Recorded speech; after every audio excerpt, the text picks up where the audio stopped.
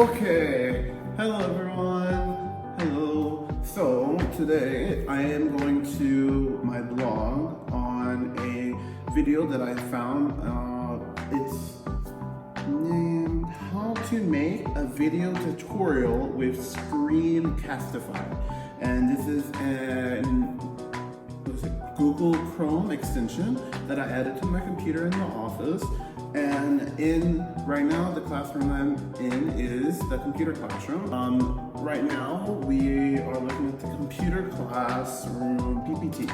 And basically we go through the PPT and they learn some information, blah, blah, blah, blah, blah, blah, blah, blah, blah, going, and then they are playing a game. And so this is where the difficult thing comes in.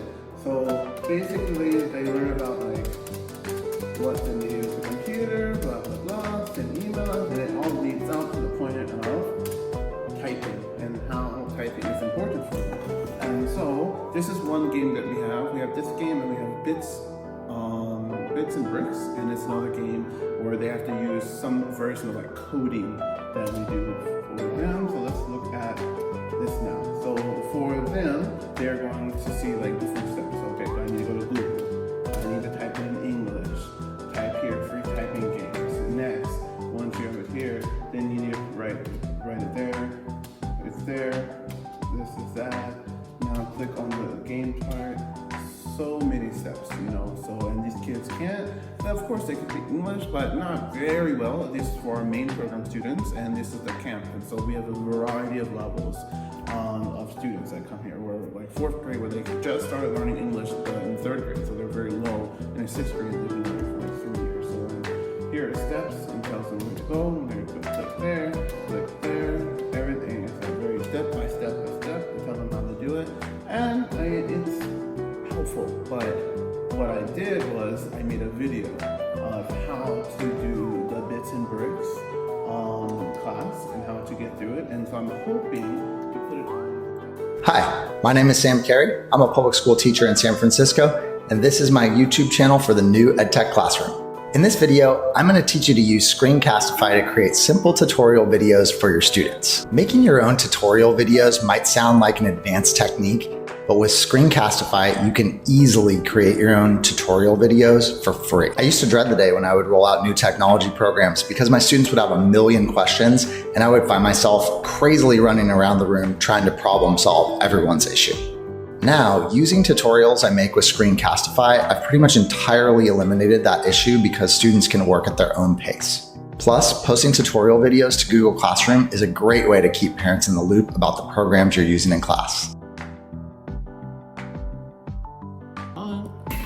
And so I hope with this video, the students will be able to watch it on their computer and know how to do it and where to go. Because usually the problem is some kids are not as tech savvy as the other ones. And so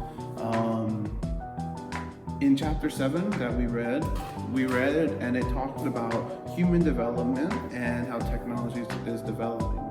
And so some of the things that stuck with me from when I was a child was about the different learning styles and like hearing, seeing, doing, and something about the kids are, some people are more tech savvy, they're fast, they get it, they watch it once and they're able to do it. Other kids are like, huh? What do I need to do? What do I need to do? I need to stop. And so my goal is with this video to put the video on their desktop, and then they can click on the video and see where and how they need to go, and so they're able to do it on their own. So this is my personal goal for them, and I am hoping that it'll make it easier for the teacher and also for the students to take some steps in their own learning.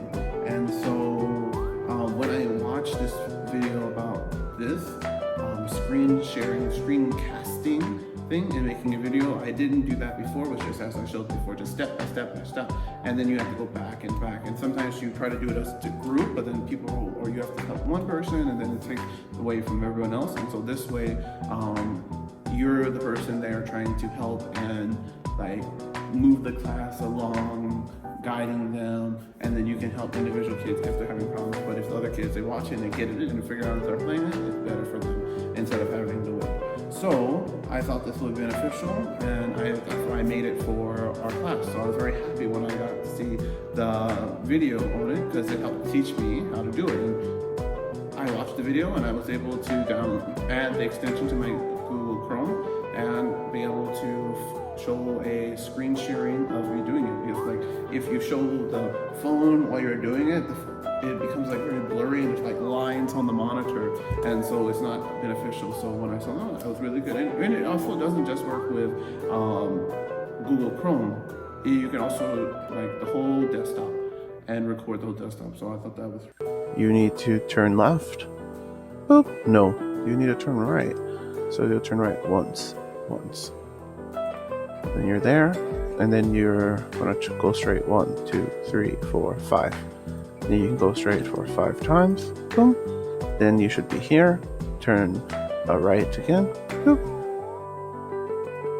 Turn left, right once. And then now you should be facing this way. Then you go 1, 2, 3, 4, and 4. So then, if everything works out well, you'll go in like this and go and be able to get to the end. So let's see. So you click here when you're done, and then you'll see your little bit piece moving, and then everyone 3, 4. Oh, so I clicked 4. So this one was a problem. So with a problem, it'll be in red. So here, if I change it to 3, and then do it one more time, play, and now it's going to go. So you're just knowing the code, the pieces, how many places it needs to move, and if you're done right, it'll still be like this. So hopefully you guys are able to play and then have a lot of fun. So once you're done, you let's go to the next level and continue playing until the teacher tells you it's time to finish. And each level, there's going to be different ways to get there. So you just use this one here to decide which direction you're going to go and how many times you're going to go. If you make a mistake, just go back, click on it. You can even change the position like that if you had more than one. You're like, oh no, I went that way. Like that. So that's possible. So hopefully this was helpful. Bye bye.